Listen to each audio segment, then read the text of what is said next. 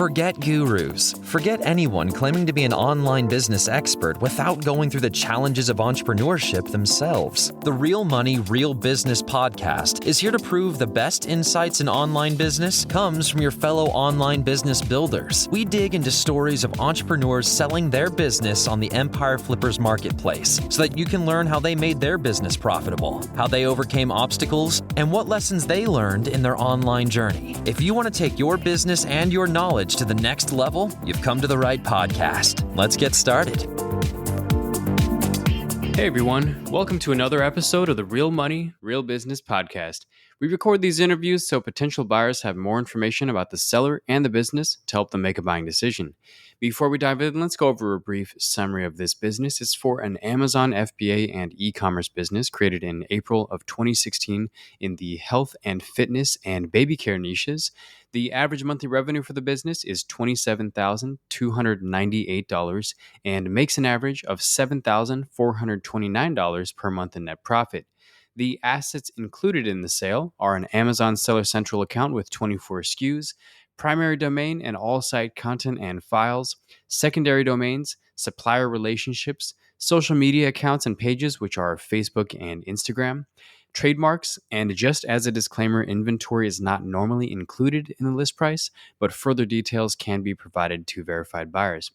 So for everyone listening, you can visit empireflippers.com/marketplace and search for listing 63353 to learn more about the business, or you can unlock this listing to start your due diligence if you're interested in purchasing this asset.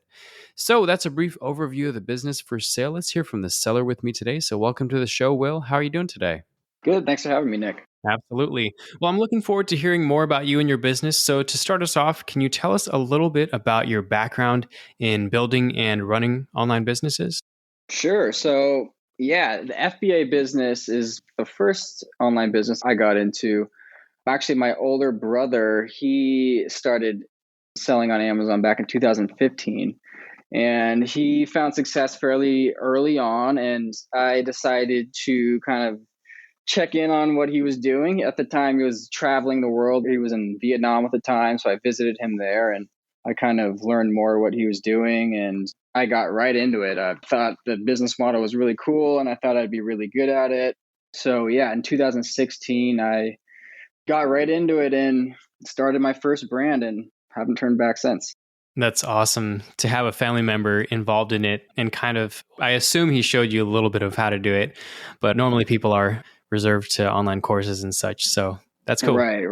Yeah, he definitely helped me out a little bit to start and just showed me that it was possible. That was the biggest part. Yeah, that's a big deal. Cool. And why did you choose this particular niche? Yeah, the first niche I got into, mostly it was just based on all the research that went into it. It was a niche that had high demand, fairly low competition. And I found a style of product in this niche that wasn't yet introduced to Amazon. And this niche I was actually pretty passionate about at the time, and I still fairly am. But I saw this style of product that I thought was really cool. And I did not see it yet on Amazon. Saw a huge opportunity for it. And went for it. I was pretty confident in it. And it took off fairly quickly. And then same with the other niche. It was a product that I thought was really cool. It was not yet established on Amazon. And again, I saw it as a huge opportunity. And it's been doing pretty well. Yeah, it seems like it. So now, you've been doing this since 2016. Why are you deciding to sell the business now instead of holding on to it and growing it? Yeah, good question. Well, the main reason is because I'm a one-man show. I'm the only person in this business, and I've kind of fallen in love with finding these new products and launching them and building new brands. And I now have a few other projects that I'm working on. And I feel like these initial brands that I've built haven't really gotten the care and attention that they deserve. And at the same time, obviously, selling and clearing up some capital would really help me to focus and build these new projects quicker and better. But again, I'm a one-man show, and I think these brands are in a good place for someone with a team and some experience, or maybe somebody that wants to learn the Amazon game to really, put all of their attention on it and just make it grow. I think there's still opportunity for those two brands to grow quite a bit. Nice. And then you mentioned something about falling in love with the creative process. And I've heard that a few times now where when coming into business, you don't always recognize that there's going to be a difference between the creation of the product itself and then the operating of the business, Right. which are two very different things. So yeah, I think it's very helpful to realize that, like what part of the business that you enjoy the most, and ideally spending as much of your time doing that thing. So 100%. yep, I definitely get that. Mm-hmm. Cool. All right. So it has been a while that you've grown this business, that you've worked on this business. What did you learn from building this business that just seemed to work? Just seemed to work. Oh man. Yeah. I mean, yeah, over the years, I've definitely found a few kind of little secrets, I guess, on what to look for when you're building these FBA brands. Yeah. And I guess I have launched quite a few products, and the ones that have found the most success and stuck around the longest have been products that are unique and something that really you can differentiate yourself from the competition. And also branding. Again, like I was saying, I love the creative process of all this. And that has been kind of the thing that I've learned is really important when you're launching on Amazon. It's the biggest marketplace in the world, and you really need to stand out. And I think that's what I've done with these products and these brands. Again, they've been selling for 5 years now, and they've been able to hold up against all the competition. And I think mostly due to the branding and the actual product itself. It's, the product is the most important thing. Nice. Yeah. And was there anything that you tried with this business? So I'm hearing really focusing on branding, creating a quality product. Was there anything that you tried, whether growing the business or launching or anything that didn't seem to work? Yeah. Like I said, I've launched quite a few products. I probably launched like a dozen or so. And the ones that didn't work out were either the product was just too generic and there's just too much direct competition. And so you're in an uphill battle with all the other competition. It's really hard to kind of get in there if it's just the same product that everyone else is selling. But also just not enough research, not enough time to research. You think you find a product and you just move too fast. And then by the time you're launching their product, you're just discovering all these other things that, I didn't see that or didn't see that. So I guess just make sure you're doing all the research and turning over every rock to make sure that, that's worth your time and investment. And, because then you're launching a product and you just spent the last 6 months doing this. And Right. you kind of just wasted a lot of that time and energy. So I guess, yeah, just make sure you're launching a unique product or something that's a little different, and make sure you do all your research. Nice. And so I know that you're kind of past the launching phase, and right now it seems like you're in maintenance mode. Can you describe the amount and the type of work that you do for this business for maintenance? Sure. Yeah. So these brands, after you launch and do all the dirty work and all that, there's very minimal maintenance. Mostly it's just inventory management, making sure your FBA inventory levels are, ideal, and responding to maybe you get a few customer emails a week. So yeah, customer service, which Amazon handles 95% of that. And then inventory management, that's pretty much the biggest thing. Inventory management.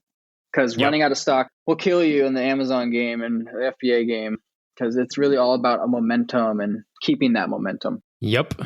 I hear that a lot from physical product business owners. So it seems like that's, like you said, inventory management and customer support. Mm-hmm.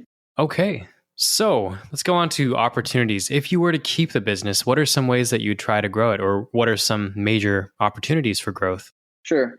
I kind of mentioned this before. I'm a one-man business, and, it's just kind of I've been focusing on other things mostly, and these brands have just kind of been sitting. And I think if someone gave it the proper attention and maybe a team around it to really focus on the individual things like Amazon PPC, I think there's still opportunity to grow a ton on the Amazon US marketplace just by putting in tons of money into Amazon PPC and optimizing that and get that really flowing, and also expanding into other Amazon marketplaces like the UK or in Asia. That's still up and coming. The UK has potential, and that's still growing. Also, off of Amazon, I have a Shopify store, and I still haven't even done advertising off of Amazon. That's a huge part that could be tapped into. Sales on the Shopify store, Facebook ads, Google Shopping. And then another thing is even brick and mortar. I get tons and tons of inquiries from businesses wanting to sell a few of my products in their stores. And I just tell them, my business isn't formatted that way. You can feel free to purchase on Amazon and you can sell them in your stores. You can mark it up however you want. But I get inquiries all the time wanting to buy wholesale. So wholesale account, expanding into other Amazon marketplaces, marketing off of Amazon as well as selling on the Shopify store. And then, you could introduce other products to the brands as well. I just have a few products on each brand. And again, they're unique products. And that's kind of what I have discovered works when selling on Amazon. But, if you have a big team that can really do the proper branding and actually like build like a brand that everyone will recognize, then you can sell those generic products and really kind of make it whole. So there's definitely potential. These products have great reviews. None of them are fake. They're all real reviews. They have over 1,000. So they're very established, good products that has the potential to really, flourish and expand. Nice. Certainly sounds like a ton of opportunity. So with opportunity, of course, comes risk. So what do you think are the biggest risks associated with this business that a buyer should be aware of? Sure. As, whoever's looking at my listing here, you could probably see that there's been a decline in the last 12 months.